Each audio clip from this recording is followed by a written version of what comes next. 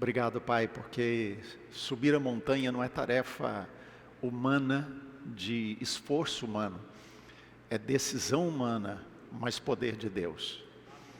Por isso, Deus, nós queremos continuar, e a decisão nossa, como nós já vimos aqui, esse corte profundo, esse escolher uma única opção, é o que nós queremos fazer hoje, decidir por subir e chegar ao topo do monte, Senhor. Nós queremos ir ao ponto mais alto, nós queremos alcançar, ó Deus, o patamar mais elevado que o Senhor tem para nós. E essa é a nossa decisão. Mas precisamos da Tua força, do Teu poder, da Tua graça. Precisamos que a Tua boa mão seja conosco, nos ajudando nisso. Sozinhos a gente não consegue. Mas quando o Senhor vem em nosso favor, nós conseguimos todas as coisas. Então nós pedimos que o Senhor nos abençoe e continue falando conosco hoje, Senhor. Em nome de Jesus. Amém. Amados, duas coisas que eu quero falar com vocês nesse início. Um é um aviso, né? Na verdade é um pedido. E o outro é um pedido. Perdão, né? Gente, queria pedir perdão, não sei quantos perceberam. Mas ontem no encerramento, eu acabei colocando uma música, a música tem unção, a música é de Deus, né? Mas aquela versão, a gravação, infelizmente, na hora que eu puxei no Spotify, eu puxei errado. E puxei sendo cantado por uma pessoa que canta músicas do mundo, né? E foi assim, depois que passou, né? Eu também não sabia, eu não sabia. Aí depois terminou, eu recebi o telefonema e graças a Deus, porque tem irmãos que não pôde vir, mas estava atento, acompanhando atentamente, né? E aí me ligaram falando assim, pastor, se não me engano, né? A pessoa cheia de coisa, se não me engano, quem cantou essa música aí, né? Uma pessoa não cristã, é uma música cristã, quem fez a música é de Deus, né? A música em si tem unção, mas quem gravou, fez aquela gravação não era, né? E aí foi um engano meu de puxar sem observar na hora se eu estava puxando a música certa, né? Então me perdoem por isso, né? A segunda coisa que eu quero pedir é o seguinte, no nosso aplicativo, se você ver lá em mais, tem uma partezinha lá chamada testemunho. Se você tem sido abençoado, Deus tem falado com você, há coisas que Deus tem tocado a sua vida nessa semana, eu vou pedir para você fazer isso, colocar lá. Entendeu? Entra no aplicativo, vai lá em mais, tem lá testemunhos e escreve o seu testemunho, que Deus está falando com você, as coisas que Deus tocou a sua vida nessa semana. Tá? Ela não encerrou ainda tem mais. Né, domingo também, mas você pode ir colocando, que Deus tem falado com você. Eu já andei recebendo mensagens pelo WhatsApp, né, e assim fiquei bem tocado. Recebi um telefonema de quem não era nem de Bauru, mas acompanhando a distância, né, também foi abençoada. Então, se você foi abençoado, escreve lá, não é por causa de mim, é para edificar outras pessoas, entendeu? É estimular outras pessoas, e aquelas que não puderam acompanhar, não puderam assistir, elas podem entrar depois lá no YouTube e assistir. Por quê? Porque ela viu que foi bênção na vida de muitas pessoas. Amém? Então você entra no aplicativo, vai lá no testemunhos, né? Mais, depois testemunhos, e ali você escreve o seu testemunho. Amém? Glória a Deus. Vamos entrar então na história de Davi. Para a gente entender a questão do Monte Sião, eu quero fazer primeiro uma recapitulação. Eu vou tentar ser o mais rápido, o mais sucinto possível, tá? Então, se eu pular alguma coisa, não se espante, porque eu não quero contar a história de Davi aqui. Eu quero usar o contexto apenas para preparar o cenário, né? Para a gente entender a questão do Monte Sião.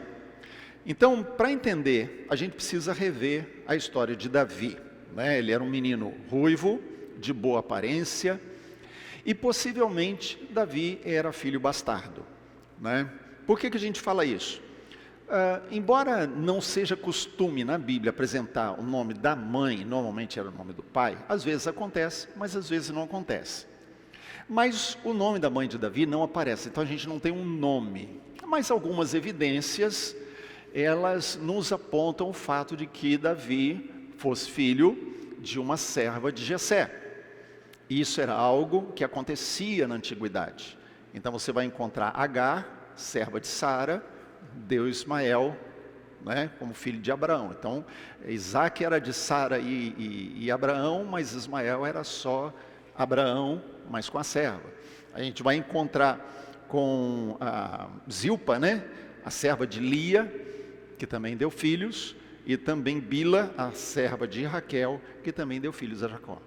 Então a gente vai encontrar coisas assim que eram feitas na antiguidade, né? Então não seria assim algo fora do que acontecia naqueles tempos, mas é possível. O Salmo 86, verso 16, diz assim: volta-te para mim, isso é Davi falando, volta-te para mim, salva o filho da serva, ou o filho da tua serva, dependendo da versão. E a expressão filho da serva, ou filho da tua serva, revela indiretamente a origem de Davi. E quem era nascido de serva, normalmente dentro da família, era visto como, vamos dizer assim, um nível inferior da família, né? Era alguém que não tinha o status completo da família. No Salmo 69, verso 8, Davi também diz assim: tornei-me estranho a meus irmãos e desconhecido aos filhos da minha mãe.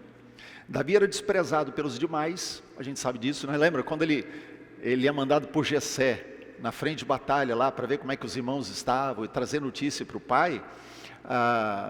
O irmão, né, despreza ele lá. O que você está fazendo aqui? Né? Quem está cuidando das poucas ovelhas da família? Então os irmãos não tinham respeito para com ele, ele era desprezado pelos irmãos. Ele cuidava das ovelhas, isso era tarefa de servo, não era de alguém da família, era de servo. E a situação fica tão evidente que, por exemplo, quando Samuel vai na casa de Jessé, porque Deus mandou ele escolher um rei, Jessé não sabia, ele não sabia o que Samuel ia fazer. Mas Jessé diz assim: olha, chama os teus filhos. E aí o Jessé traz os filhos. O mais velho, Eliabe, né, impressiona pelo porte, beleza, né? Ele era guerreiro. E aí Samuel olha, certamente é esse, primogênito, né, forte, bonito, alto, guerreiro, certamente esse vai ser o rei. Mas aí Deus fala para ele: Deus não vê conforme o homem vê, Deus vê o coração, Deus não está olhando a aparência, Deus está olhando o que está dentro. Então não se iluda com o que você está vendo. Aí passam os filhos, Jessé fala assim: não tem mais ninguém? Ou seja, Samuel precisa perguntar se tem mais alguém, para Jessé lembrar que tinha mais um, senão ele não traria Davi. Isso é uma evidência de que Davi tinha um status inferior dentro da família, no meio dos irmãos, né? Então são evidências, não existe nenhum texto da Bíblia que diz isso, mas são evidências que mostram que Davi era visto como alguém inferior dentro da casa, né? Então, quando olhamos para o Davi, vemos esse menino, vamos dizer assim, né? Ele era adolescente, e vemos esse menino nessa condição dentro da família, e ele é visto dentro da sequência histórica bíblica como um tipo de Cristo. O que é o tipo? É algo, alguém, situação, ambiente, que representa algo maior do futuro. Então, por exemplo, o sacrifício de um cordeiro representava o cordeiro de Deus, que era maior, né? Então o sangue do cordeiro não perdoava pecado, ele representava o sangue de Cristo que perdoa pecado. Então, tipo é isso, é algo menor que Deus usa para representar algo maior que vem depois. Davi era um tipo de Cristo, aquele que veio para o que era seu, mas os seus não o quiseram, os seus o rejeitaram, não é? Então até nisso esse tipo acompanha. Então vamos agora seguir com a trajetória de Davi rumo ao trono, né? Esse menino, como é que ele chega lá?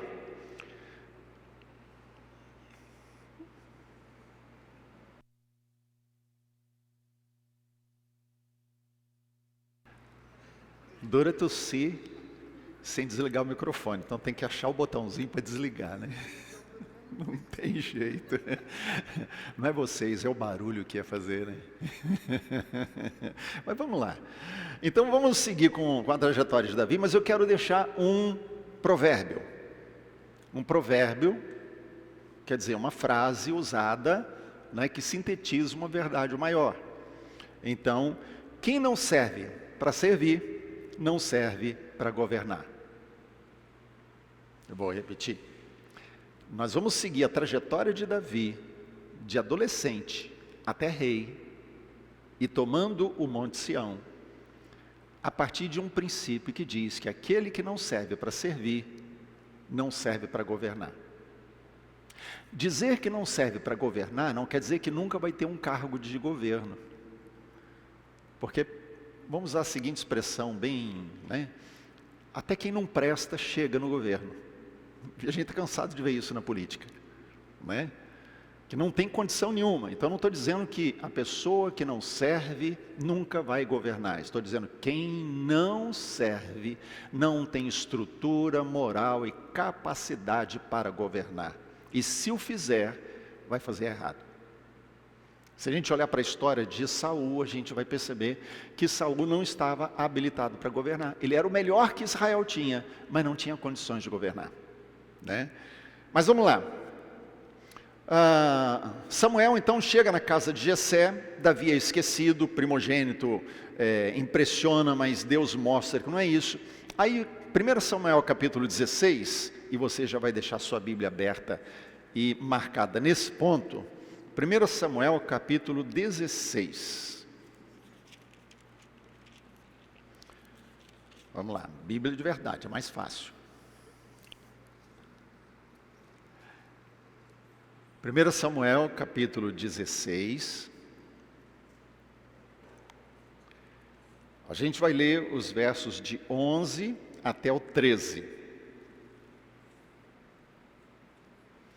Então, os filhos de Jessé passaram diante de Samuel. Aí, verso 11.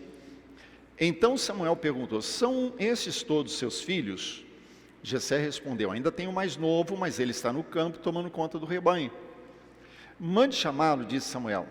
Não nos sentaremos para comer enquanto ele não chegar. Jessé mandou chamá-lo. Era um jovem ruivo, de boa aparência e olhos bonitos. E o Senhor disse: é este, levante-se e unja-o com óleo. Enquanto Davi estava entre seus irmãos, Samuel pegou a vasilha com óleo que havia trazido e o ungiu. A partir daquele dia, o Espírito do Senhor veio poderosamente sobre Davi, e depois disso, Samuel voltou a Ramá. Então, veja só, Davi foi o esquecido. Samuel sabia que só tinha ele. Deus tinha dado uma ordem para ele ungir o filho de Jessé. Ele não sabia qual, mas só faltava um. Isso quer dizer o quê? Era aquele. Então, antes mesmo, né, de Davi chegar, Samuel com certeza já estava pressupondo que aquele que ia chegar, que estava cuidando das ovelhas, seria o escolhido. E de fato, quando ele entra na casa, Deus fala com ele e confirma: é esse, pode ungir. Agora o que chama atenção? Deus honra Davi, o rejeitado. Como?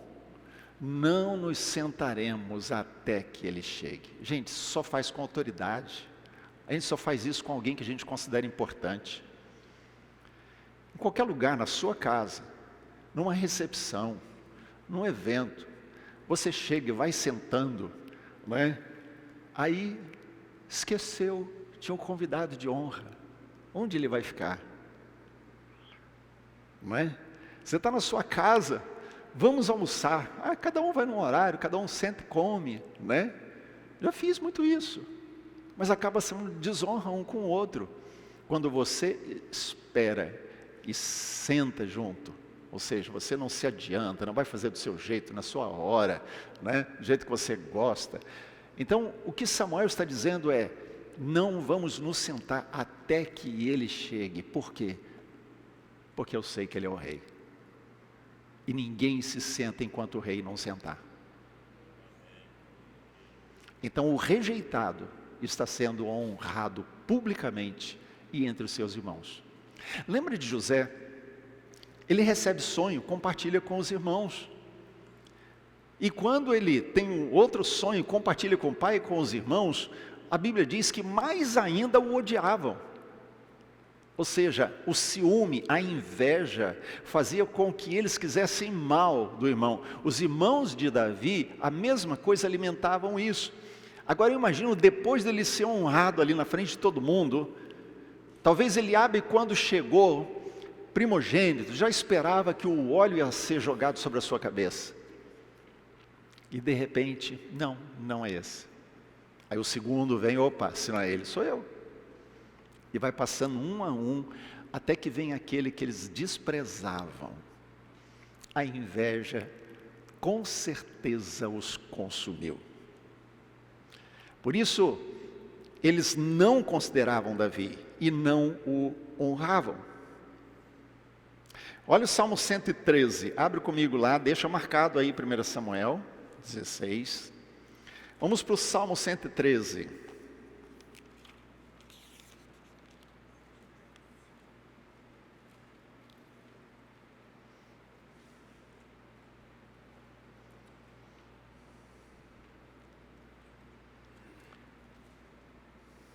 Louvado seja o Senhor, sim, louvem, ó servos do Senhor, louvem o nome do Senhor, bendito seja o nome do Senhor agora e para sempre, em todo lugar, do Oriente ao Ocidente, louvem o nome do Senhor, pois o Senhor é engrandecido acima das nações, sua glória está acima dos céus. Quem se compara ao Senhor nosso Deus, entronizado nas alturas? Ele se inclina para ver o que acontece nos céus e na terra.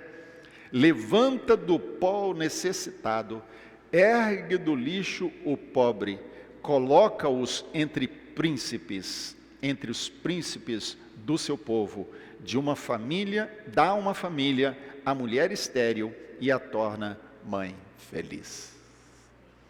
Deus faz isso, gente. Deus faz isso.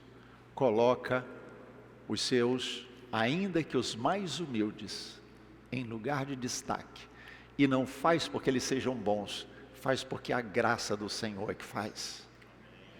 É Ele, não somos nós. Saul já tinha sido rejeitado, vivia atormentado por espírito maligno, lembra? Né? Deus já tinha rejeitado, e ele lá atormentado. Então os servos chegam e propõem para ele, olha, vamos buscar alguém que seja um tangedor, que toque harpa, né? Quando o rei estiver atormentado assim, ele vai tocar, isso vai trazer alívio ao espírito do rei. Aí Saul concorda, e eles fazem a pergunta, mas quem? Onde nós vamos encontrar alguém? Aí um servo diz, eu conheço alguém. Tem um menino, filho de Jessé, que toca harpa. É interessante, você lembra que foi uma serva que disse para Naamã, conheço um profeta em Israel, vai lá. Lembra que foi uma serva, quando Pedro foi liberto milagrosamente da prisão, é ela que vai na porta e ouve que é Pedro, e ela acredita e volta correndo, nem abre a porta, volta correndo para avisar todo mundo que estava orando por Pedro, não é? Pedro está aí, e ninguém acreditava, mas a serva acreditou. Deus usa qualquer um, gente. A pessoa mais humilde, que está disposta, Deus usa. E aquele servo que estava ali, servo de Saul, ele diz, eu conheço alguém. E isso mostra uma outra coisa. A Bíblia diz que Davi foi encontrado por detrás das malhadas. Isso quer dizer, ele estava cuidando das ovelhas, escondido lá, mas Deus sabia onde ele estava. Estão comigo? Deus sabia. Quando Deus quis levar Davi para dentro do palácio, para que ele começasse a ter acesso às coisas do palácio, o que Deus fez? Usou um servo para dizer, conheça alguém. Deixa eu falar uma coisa para você, Deus não vai esquecer de você, Ele sabe onde você está, Ele sabe aonde você pode ser instrumento dEle, Ele sabe te encontrar, Ele sabe acender sarça, e Ele sabe tudo que é necessário para você chegar no topo do monte. Ele sabe. Então, se precisar, Ele vai fazer alguém lembrar e dizer, eu sei de alguém lá na Bereana, eu sei de alguém que está lá naquele encontro, eu sei de alguém que está orando lá, eu sei de alguém que está lá no quarto secreto, ninguém sabe que está de joelho lá clamando ao Senhor, eu sei de alguém. Deus sabia de Davi, ele não estava escondido na verdade, Deus estava acompanhando os passos dele o tempo todo. Então nesse meio tempo que está acontecendo isso aí, vem a guerra com os filisteus.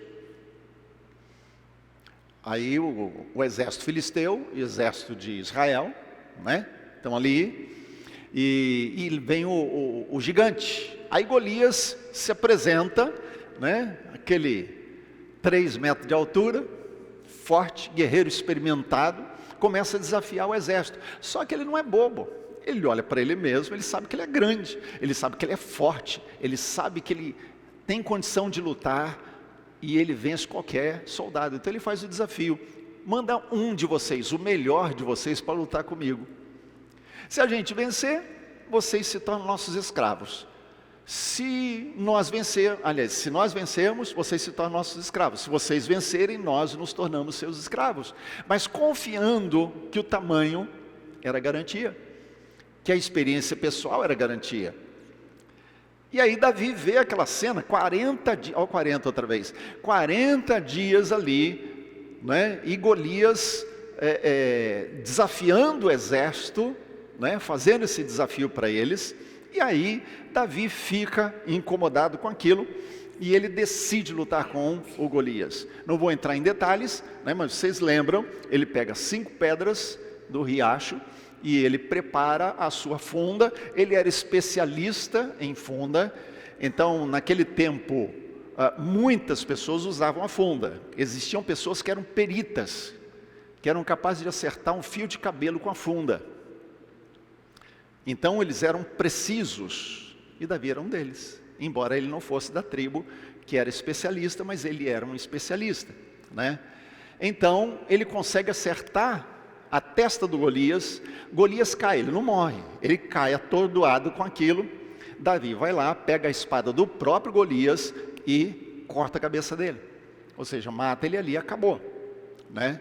Então ele vence. Quando eles saem dali, daquela batalha, a Bíblia diz que as mulheres cantavam, alegres com a vitória, mas elas diziam, né, Saul venceu os seus milhares, mas Davi os 10 milhares. Isso começou a atiçar o ciúme em Saul. Aquilo que a gente viu dos irmãos de Davi, aquilo que a gente sabe dos irmãos de José, agora, só que é o rei. Então o rei tem o poder na mão e ele decide que Davi tem que morrer. Ele está com ciúme, porque ele vê de repente alguém brilhando, não é? E o líder inseguro tem medo de quem brilha. E aí ele não vai permitir que as pessoas cresçam, porque ele quer brilhar sozinho. E aí o que acontece é que Saul começa a perseguir Davi. Joga lança, Davi ele se esquiva das lanças, ele não joga a lança de volta. Aliás, é uma lição para a gente nunca esquecer, nunca revide, né? Quando a gente revida é pior, né? A única coisa que Davi fazia era fugir das lanças para não ser ferido. Então só cuide para você não ficar ferido quando tiver embates, quando tiver problemas, quando tiver crises, né, que envolvam outras pessoas, né, porque são essas crises que geram as feridas que muitas vezes a gente não consegue tratar. Então Davi apenas se esquivava, ele aprendeu a lidar com isso, né? E aí, depois Saul começa a perseguir Davi, ele vai para o deserto. E no deserto Deus vai treinar a liderança de Davi. Veja que ele foi primeiro para o palácio, ele teve acesso a coisas do palácio. Nós não sabemos quanto tempo foi esse processo aí, mas o fato é que ele teve acesso ao palácio. Depois ele vai para o deserto, e no deserto ele vai ser treinado. Então, é uma coisa muito comum na Bíblia, deserto é lugar de treinamento. Ninguém diz amém, né, Cleide? Deserto é lugar de treinamento, não é? Você pode olhar, quando Deus leva alguém para o deserto, Deus está treinando, não é? E tem até uma música, eu já ouvi ela várias vezes, e ela usa o texto lá de Oséias, se não me engano, né, do profeta Oséias, né? E aí diz assim, que o Senhor leva ao deserto para falar de amor. E Deus faz isso, né? Ele diz assim, eu te levei para o deserto, te cerquei com espinhos, para que você não se prostituísse. Então, Deus usa o deserto para nos treinar, para nos purificar, para nos edificar, para nos fazer crescer. Enfim, deserto é de Deus, gente. A gente não gosta, eu não gosto, mas é de Deus. Ainda bem que eu ouvi uns amém. É o centro de treinamento da vontade de Deus, é isso. Então vamos lá. Então, diante da perseguição intensa, Davi foge para o deserto. E no deserto, o coração de Davi é revelado. Ele é testado e revelado. Porque o nosso coração é testado e revelado no deserto. Não é quando tudo está bem. Quando tudo está bem, a gente vibra, dá glória a Deus, adora, ora, faz tudo. Mas quando as coisas não estão indo bem, o nosso coração é testado. Quando as coisas estão indo mal, o nosso coração é revelado. Deus permite o deserto para que as coisas que estão dentro sejam vistas. Não necessariamente pelas pessoas, mas por nós. Porque o deserto revela o nosso coração para nós. É onde nós vemos onde nós estamos, qual a nossa condição e o que Deus precisa nos tratar ainda. Então o deserto faz esse papel, né? Aí Davi está lá no deserto, Saul vem com os seus homens, né? Quer matar Davi de qualquer jeito, e Saul entra numa caverna, vai fazer as necessidades dele lá, e aí Davi está lá no fundo da caverna, ele percebe que Saul entrou, e ele tem a chance de matar. Os homens começaram a falar para ele, essa é a chance, Deus não te ungiu? É só matar Saul que você assume. Aí o que Davi fala? Longe de mim, lá no capítulo 24, longe de mim levantar a minha mão contra o ungido do Senhor, que Deus estabeleceu como rei. É interessante, Deus já tinha rejeitado Saul, mas ele ainda era rei. E por causa da posição, Davi continuou honrando Saul. É interessante isso, né? O coração de Davi está sendo revelado, um homem que honra. A honra tem um valor muito grande para Deus. Aí depois, lá no capítulo 26 de 1 Samuel, a gente vê Saul outra vez perseguindo Davi. E aí, eles acampam num lugar, Saul vai dormir, Abner, o seu general de confiança, dorme do lado dele para tomar conta, os soldados estão em volta, todo mundo dorme. Aí Joabe, o general do Davi, fala, vamos lá, né? E Davi, vamos. E chegam lá no acampamento de Saul, enquanto todo mundo dormindo. E eles estavam em sono profundo, porque eles entram, começam a caminhar entre os soldados e ninguém percebe. Quando eles chegam perto de Saul, a lança de Saul estava fincada no chão do lado dele. Aí o Joabe diz para ele assim, chegou a hora, é agora. Me permita pegar essa lança e atravessar ele, fincar no chão. E Davi disse, longe de mim fazer tal coisa. Sabe por que Davi sabia que quem deveria colocá-lo no trono era Deus e não ele mesmo. O problema de correr atrás da posição é que perde a legitimidade. Porque a posição e a autoridade tem que ser de Deus. Não é assim? Quando Jesus despede dos discípulos, ele vai subir aos céus, lá em Atos, né? Ele fala assim, toda a autoridade me foi dada no céu e na terra. Né? Toda é toda, não sobrou nada nem para o diabo. Então toda é dele. Deus é o Senhor de todas as coisas, Ele é Senhor, não tem outro Senhor. Ele é Senhor, até o diabo obedece a Ele. Então, quando a gente entende isso, eu sei que eu não preciso fazer com a minha força, criar mecanismos, situações, para chegar no ponto que Deus quer que eu chegue. Se Deus quer que eu chegue, Ele vai me abençoar, vai abrir as portas e vai facilitar as coisas para mim. Ele que abre as portas e ninguém fecha. Ele fecha e ninguém abre. Então, se nós confiamos nisso, existem coisas que são a nossa parte. Mas a gente sabe que, ainda que eu faça a minha parte, se Deus não quiser, Ele fecha a porta. Às vezes eu compartilho assim, tem momentos que eu tenho que tomar algumas decisões e eu não sei exatamente o que Deus está querendo. Eu não sei tudo, não é? Então tem momentos que eu estou em dúvida. E às vezes isso gera crise para mim. E aí o que eu falo para Deus é, Senhor, eu vou continuar caminhando na mesma direção que eu estou indo. Se essa direção não é sua, fecha a porta. Fecha a porta, porque eu não quero continuar indo nessa direção se o Senhor não estiver comigo.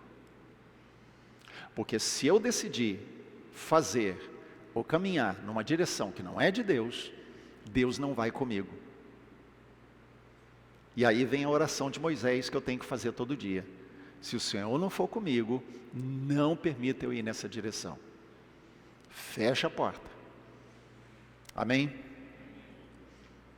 Então no deserto Deus estava treinando Davi, e a coragem e a lealdade de Davi conquistaram um exército completo. Ele entra na caverna de Adulão, ele está querendo se esconder, fugir de Saul, mas começa a chegar pessoas, né? E aí ele acaba reunindo um exército chamado dos valentes de Davi, e ali Davi é treinado na liderança de um exército, porque ele é um guerreiro, é um rei guerreiro.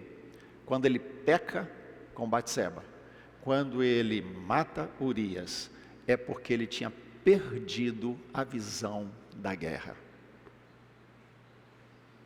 A Bíblia diz que no tempo dos reis irem para a guerra, ele ficou em casa. E quando ele perdeu a noção de qual era o papel dele, ele se tornou vulnerável para cair no pecado. Então, Davi está sendo treinado aqui como guerreiro para se tornar um rei.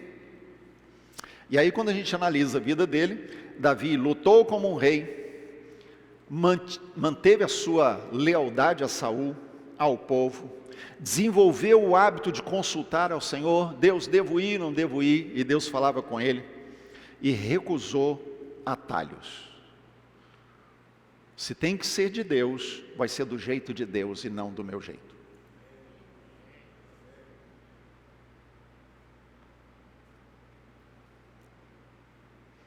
A lealdade a Deus encontra a sua expressão na nossa vida, na lealdade que oferecemos às pessoas.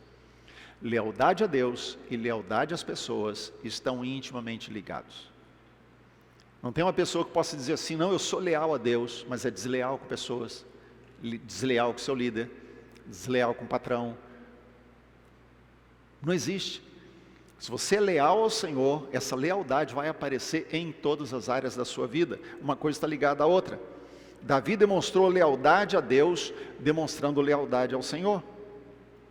É por isso que outro dia eu falei que eu fiz várias vezes já de cancelar, bloquear pessoas na minha rede social. Pessoas que ficam lá falando mal de pastores, falando mal de igreja, né, os fuxico gospel da vida, eu bloqueio. São pessoas enfermas na alma, invejosas, que olham e querem ver as pessoas destruídas, né, levantar o pecado alheio para ver a pessoa mais para baixo ainda. Eu bloqueio, gente. Eu acho que a internet não é lugar para isso. Eu não aceito roda que se fale mal de alguém se a pessoa não está presente. Você tem que falar mal de alguém, fale na cara, fale na frente, fale direto com a pessoa. Se não concorda com ela com alguma coisa, vai e fala com ela. Amém? Por isso, é que eu falei um domingo atrás aí, quando você está numa roda, e alguém fala mal de outro, a pessoa não está presente, e você fica quieto, você não está sendo neutro, você está sendo desleal. E essa deslealdade desqualifica você para a autoridade. Vou repetir. Quando você está numa roda, e alguém fala mal de outro, e essa outra pessoa não está junto, e você fica quieto, você não está sendo neutro, você está sendo desleal. Se você não conhece o outro, no mínimo você diz: eu não quero participar dessa conversa, a pessoa não está aqui. Mas quando a gente se cala, não é neutralidade, é deslealdade. E a deslealdade nos desqualifica para a autoridade espiritual. Amém? Após a morte de Saul, Abner coloca Esbozete, filho de Saul, no trono de Israel. Abner era um general de Saul muito leal. Ele não faz isso porque ele era contra Davi ou contra a vontade de Deus. Ele era leal. Ele serviu a casa de Saul durante todo o tempo do reinado de Saul. E o natural é, o rei morreu, o filho o sucede. Então Abner, como general, ele toma a frente e ele vai colocar Esbozete como o rei sobre Israel. Mas o sul, Jerusalém, Judá, resolve reconhecer Davi como rei. Então, eles aclamam Davi como rei em Hebrom. E Davi passa a ser rei em apenas uma parte de todo Israel, apenas no sul, em Judá. Mas ali eles estão reconhecendo o reinado dele.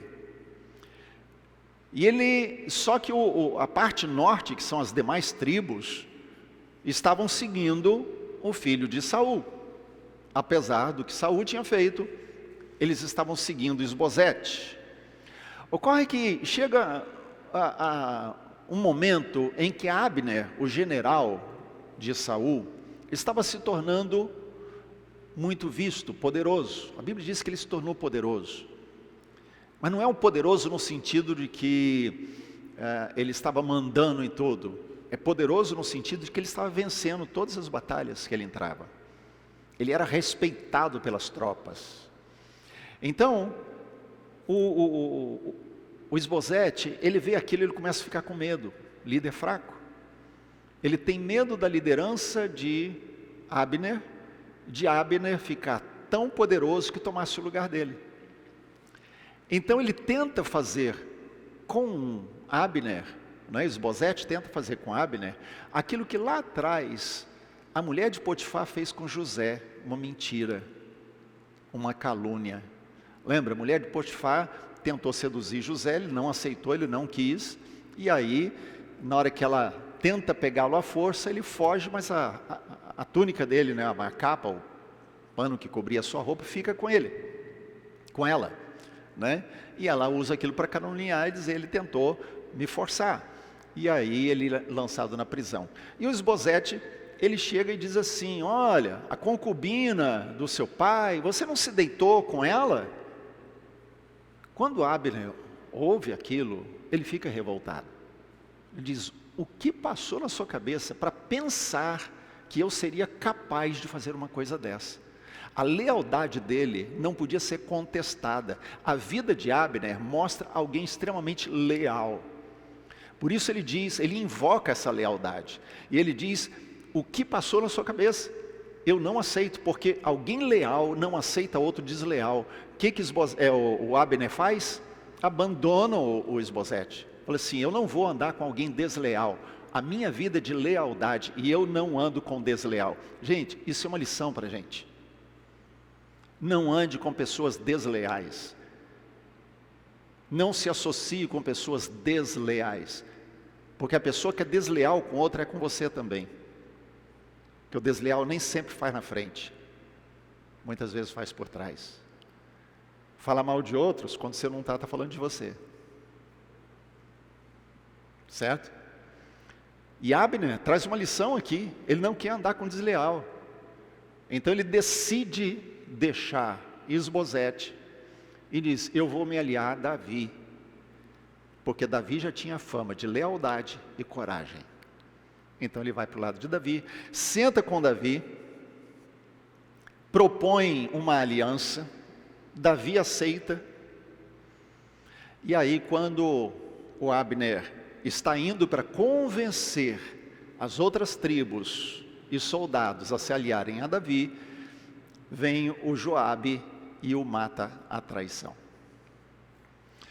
O Joabe é o general do Davi, né? E Davi, ele fica tão chocado com aquilo, né, que ele fala: hoje morreu um grande homem em Israel, porque ele reconheceu o valor da lealdade de um homem que nem o servia a Saul, mas mostrou lealdade até o fim da vida.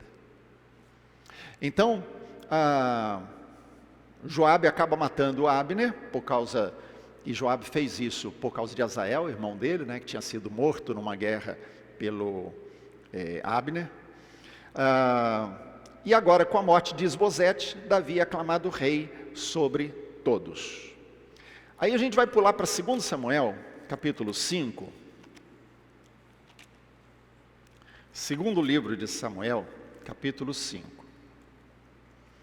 Então eu fiz todo esse apanhado aí, para a gente chegar no ponto principal agora. É quando ele toma Sião. Capítulo 5. Deixa marcado aí. A história do Monte Sião começa com um desafio militar e uma provocação. Sião era uma fortaleza que originalmente era chamado de Jebus, porque pertencia aos jebuseus. Vamos pegar um pouquinho na história lá atrás. Quando Josué chega com as tribos para possuir Canaã, Deus tinha dado uma ordem para desalojar, expulsar ou destruir todos os povos que estavam lá, porque aquela terra estava sendo dada em herança. Então eles iam ser expulsos, e se não fossem expulsos, deveriam ser mortos. Só que alguns povos que já habitavam lá resistiram, e as tribos, quando chegaram, não quiseram cumprir exatamente e completamente o que Deus mandou. Então alguns povos ficaram, ou partes deles ficaram. Um povo que continuou lá foi dos jebuseus.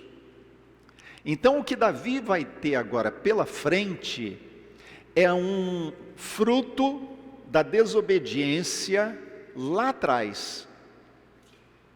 Quando as tribos chegaram e não expulsaram completamente os habitantes da terra, e alguns ficaram, agora no monte Jebus, haviam habitantes que estavam resistindo, não apenas ao reinado de Davi, mas a todos os israelitas, porque era uma fortaleza.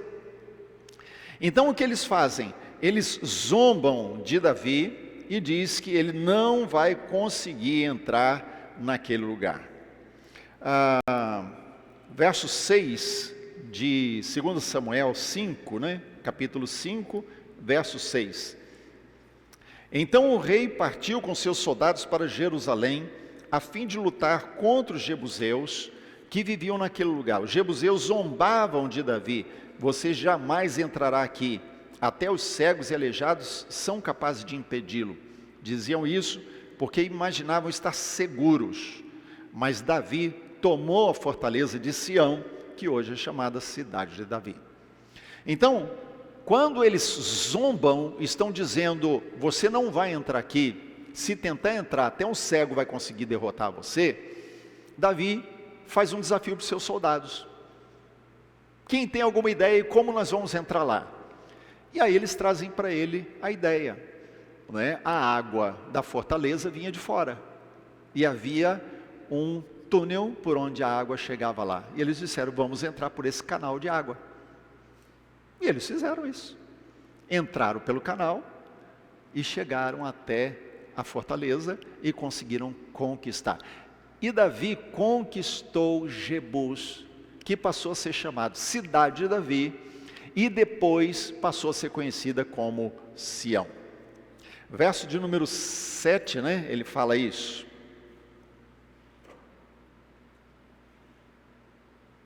Davi tomou a fortaleza de Sião, que é chamada Cidade de Davi. O fato é que, com o tempo, houve uma transição. Aquilo que no início foi uma conquista militar, passou a ser visto como a conquista de um lugar espiritual. Como assim? Quando Davi toma aquela fortaleza e torna a fortaleza o seu lugar de habitação, da sua casa, então ele decide, lembra, construir ou colocar uma tenda do lado do seu palácio, porque ele dizia, eu tenho para mim uma casa, mas Deus não tem uma para ele. Ele estava falando da arca do Senhor, porque a arca para eles representava a própria presença de Deus.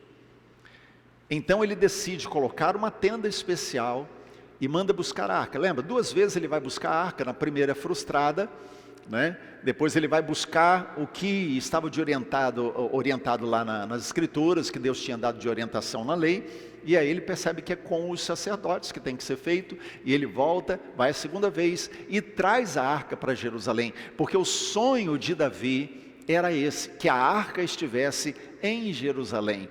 A decisão de Davi era tornar Jerusalém a capital de todo o reino. E agora, quando ele está morando ali, ele traz a arca, porque ele sabe que ele precisa da presença de Deus para governar. Ele precisa do Senhor. Sião e Moriá, né, a gente vê o Moriá com Abraão, lembra? Sião e Moriá são colinas vizinhas, né? Elas estão perto porque elas fazem parte da mesma cadeia de montes ali de Jerusalém, né? Elas estão juntas, são vizinhas. Moriá é o lugar que foi construído o templo depois. Sião era o lugar de governo, o lugar do palácio do rei. Mas os dois estando assim, juntos, o que acabou acontecendo com o tempo é que o nome Moriá acabou sendo absorvido por Sião. E Sião passou a ser o nome de toda aquela região. E até hoje, quando se fala de Jerusalém, também se fala Sião. Então não o Jerusalém todo, né, mas aquela parte histórica, antiga de Jerusalém, onde tudo aconteceu. E a gente diz ali é Sião. O Monte Sião passou a ser visto como morada de Deus na terra. O Salmo 2 não precisa abrir, ele diz, por que as nações se enfurecem tanto? Por que perdem o seu tempo com planos inúteis? Os reis da terra se preparam para a batalha, os governantes conspiram juntos contra o Senhor e contra o seu ungido. Vamos quebrar as correntes, eles dizem, vamos nos libertar da escravidão. Mas aquele que governa no céu ri, zomba deles. Então, em sua ira, ele os repreende e com a sua fúria os aterroriza e diz, estabeleci o meu reino no trono em Sião, em meu santo monte. Então, quando se fala de Sião, estamos falando de todo esse contexto. Deus pega o Zé Ninguém, o menino esquecido, bastardo, que não tinha chance de herança entre a sua família, coloca ele como rei, estabelece ele como rei. E exatamente por causa da fidelidade que Davi tinha para com o Senhor, que era demonstrada na sua fidelidade e lealdade para com as pessoas, Deus faz com que ele conquiste o lugar mais impenetrável daquela terra, a fortaleza Jebus. E quando ele entra, ele decide estabelecer aquele lugar como lugar de governo. E aí quando a gente olha a história e vê o lugar do templo e o lugar do palácio se juntando com um só nome, Sião. você descobre que o lugar do governo e o lugar da presença são um só. Uma coisa só. Se misturam para apenas um propósito. Salmo 76, verso 1 e 2 diz: Deus é honrado em Judá, grande é o seu nome em Israel. Jerusalém é onde ele habita, o monte Sião é o seu lugar. Quando a gente olha para Ezequiel 28, vocês lembram? Fala do querubim que era vestido de instrumentos musicais. Ele tinha acesso ao trono santo de Deus aonde? No monte santo do Senhor. Então, falar de Sião é falar do Monte Santo, onde Deus se manifesta e de onde Deus quer exercer governo. Quando a gente faz a oração, venha o teu reino, é como se a gente estivesse dizendo, vamos usar outras palavras, Senhor, traz Sião para onde eu estou. Manifesta Sião nesse lugar. Porque é o lugar do governo, o lugar da presença que governa, onde o reino de Deus se manifesta. O Monte Sião original é apenas uma colina pequena. Ela é mais baixa do que o Moriá. E muito mais baixa do que o Sinai. O Sinai, 2.000 e tantos metros de altura, né, acima do nível do mar. Agora, a pergunta é, eu estava comentando com o Sérgio ontem na saída aqui, né, a questão do tamanho, né, que me chamou a atenção isso. Deus não escolheu o maior monte para ser chamado, para ser o lugar de governo, para ser o lugar do templo. Deus não escolheu o maior, Deus escolheu o mais baixo. Sabe por quê? Porque não é uma questão de altura, mas sim de com que coração você sobe.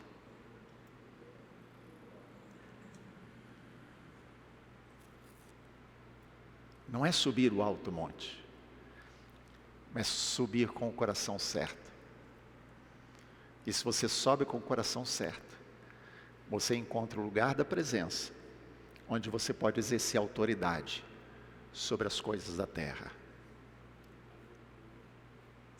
Venha o teu reino, seja feita a tua vontade aqui na terra, como é feita no céu. É aqui que entra Hebreus 12, né? Hebreus 12 faz a descrição, vocês não chegaram ao Sinai, o monte fumegante, ao soar do clangor de trombetas. Vocês não chegaram nesse lugar, vocês chegaram ao monte Sião. Hebreus 12 é muito rico nisso, os versos 18 a 24, a gente não vai ler ele aqui, mas ele destaca isso, vocês já chegaram a Sião. Ele não diz vocês vão chegar quando for para o céu. Ele diz vocês já estão. Sabe por quê, queridos? Deixa eu falar uma coisa para você, que a gente precisa corrigir na nossa mentalidade. E eu falo que mudança de mentalidade é difícil, porque a mudança de cultura leva tempo. Então a gente tem que estar repetindo sempre algumas verdades. Deixa eu falar uma coisa. Começar a clamar, Deus, né? Vem um arrebatamento logo. Volta Jesus, me leva logo para o céu. É esquecer que Deus me plantou num lugar para governar.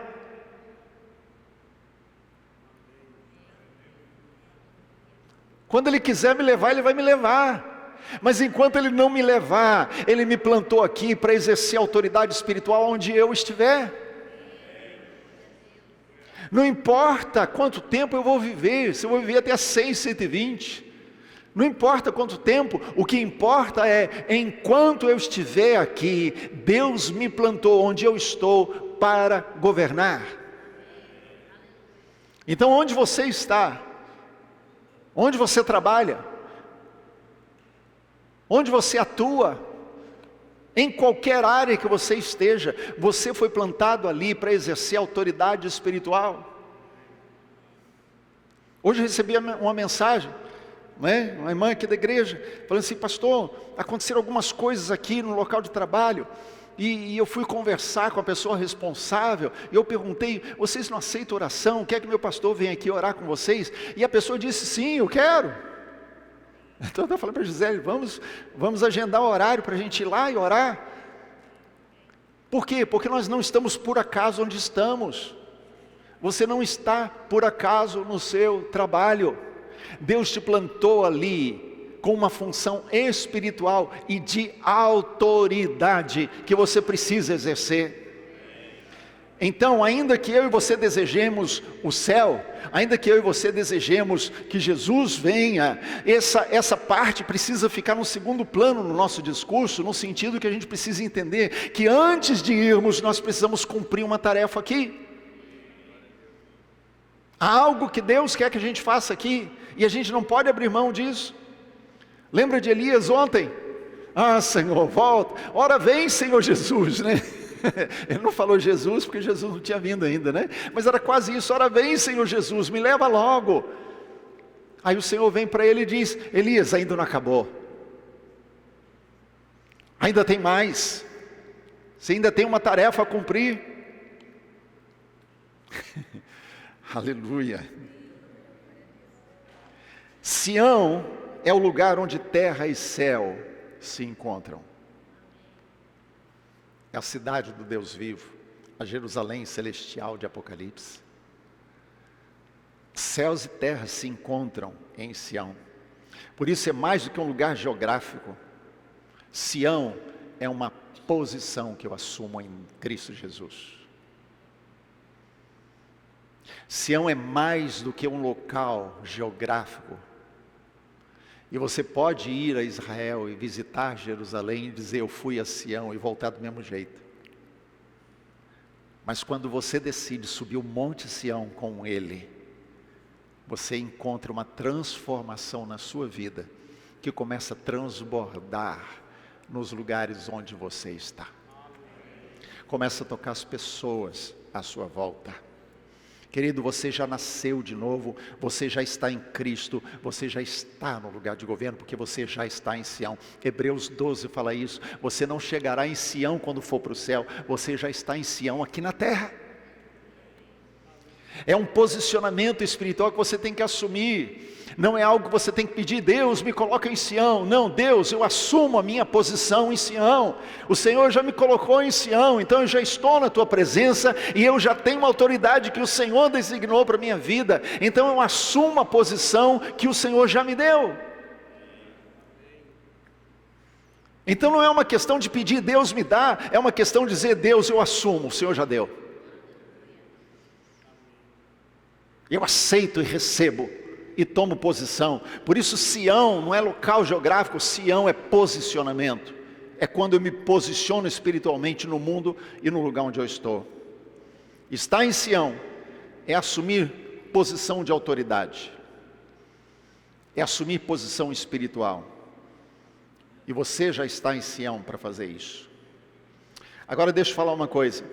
Davi já tinha sido aclamado rei sobre todo Israel. Todas as tribos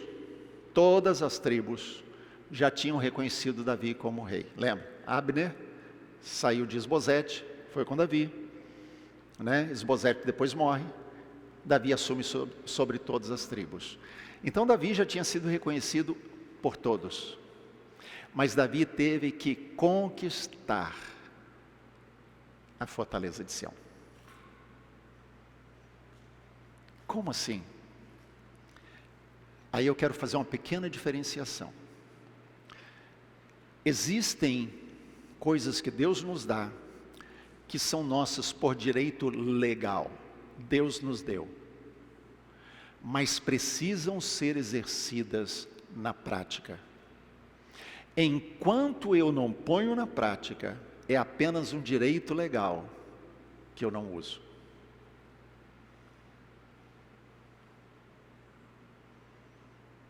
Estão comigo? Dizer que eu estou em Sião é um direito legal. Deus já me colocou em Cristo Jesus, no dia que eu entreguei a vida para Jesus. Então Ele me colocou em Cristo Jesus, em Sião. É um direito legal. Mas há batalhas que eu vou ter que travar, para que isso se torne prática na minha vida. São batalhas da alma, como a de Elias que vimos ontem. São batalhas com pecados. São batalhas que nós temos com pessoas, que muitas vezes entram na nossa vida para atrapalhar a caminhada. São pesos que a gente carrega, não é? Hebreus fala isso. Nós que estamos rodeados de tão grande nuvem de testemunha, deixando de lado todo o peso e o pecado. Ou seja, pesos que a gente carrega que nos atrapalham, não conseguimos ir adiante. Não conseguimos ir na velocidade que precisa. Então, precisamos deixar coisas, são batalhas que nós precisamos travar, para que aquilo que Deus já nos deu, se torne nosso na prática.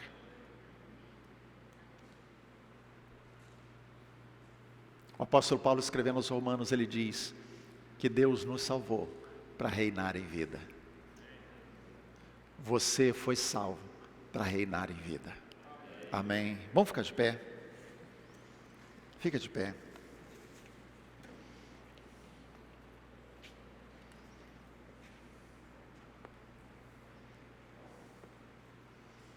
Se coloca diante do Senhor.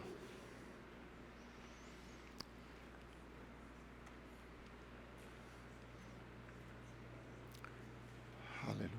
Comece a falar com Ele.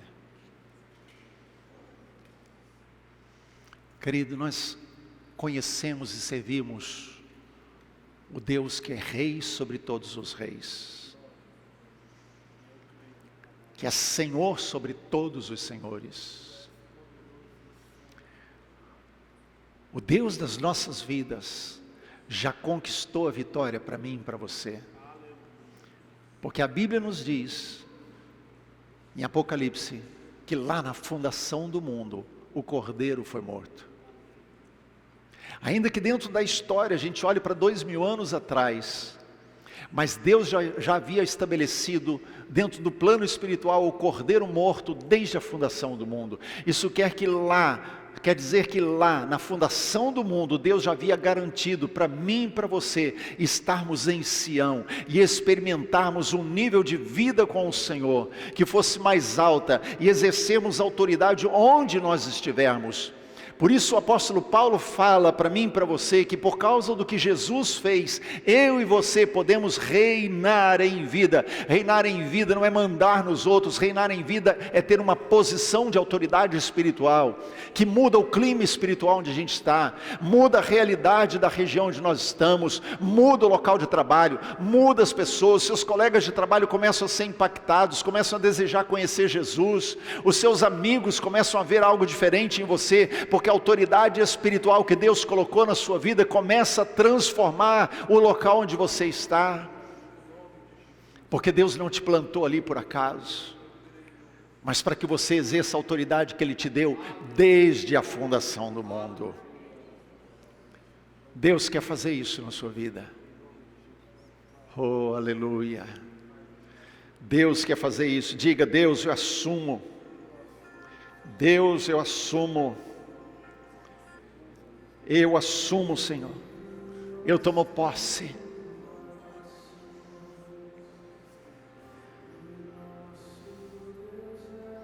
Fale com Ele.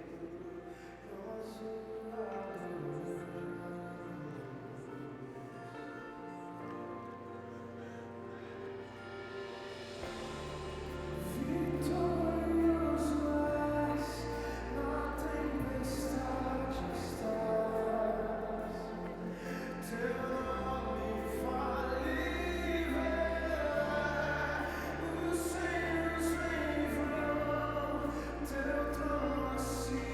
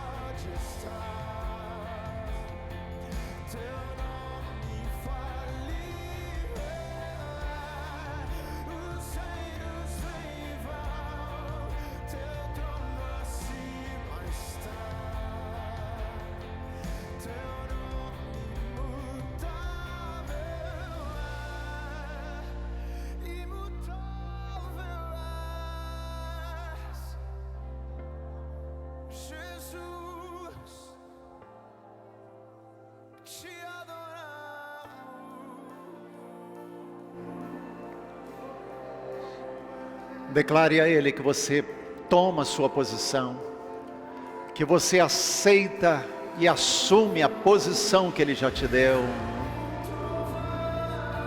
É Ele quem garante.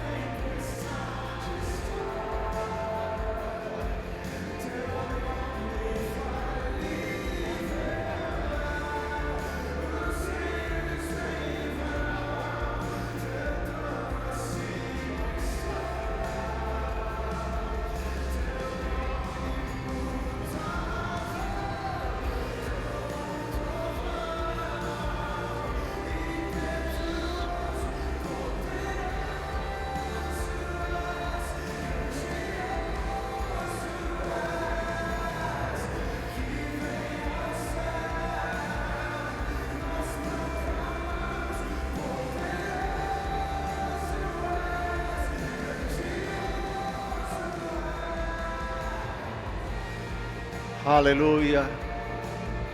É esse Deus que está dizendo para mim e para você: não temas, não temas, eis que eu estou contigo todos os dias. Aleluia, aleluia. É o Senhor que reina, o Senhor que governa, que compartilha a sua autoridade com seus filhos. Aleluia, aleluia.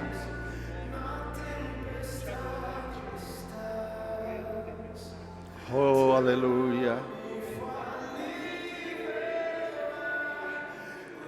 Não tenha medo, não tenha medo, não tenha medo. Chegue no seu local de trabalho, chega na sua escola, chega na sua vizinhança, declara-lhe a Shalom do Senhor. Declare o nome de Jesus. Abençoe a sua casa, abençoe os seus colegas de trabalho.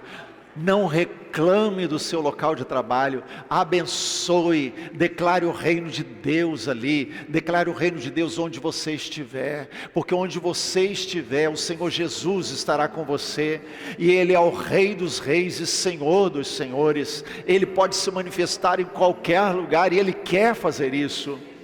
Então abençoe, abençoe, declare bênção, declare salvação. Declare que o reino de Deus é chegado.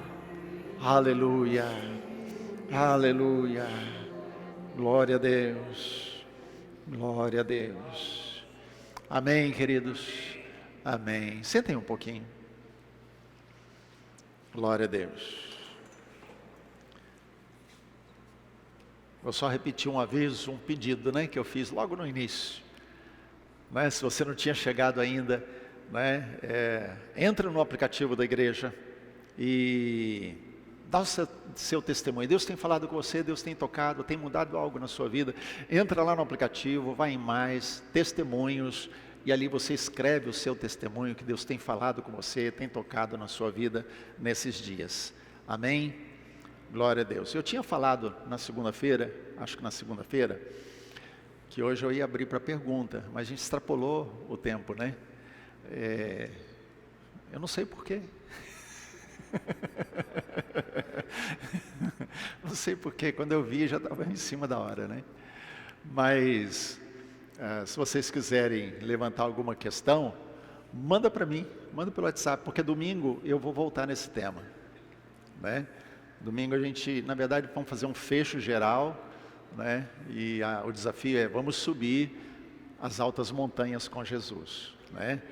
E aí, se tiver questões que a gente pode responder, a gente aproveita aquele momento da ministração e eu já trago o assunto dentro da mensagem, tá? Então, se você tiver alguma pergunta, alguma coisa que você queira esclarecer ou queira que seja abordado, manda para mim pelo WhatsApp e aí a gente pode incluir, lógico, se der certo. Se não der, eu dou um jeito de responder. Pois não. Não temos. Não temos. Obrigado, irmã.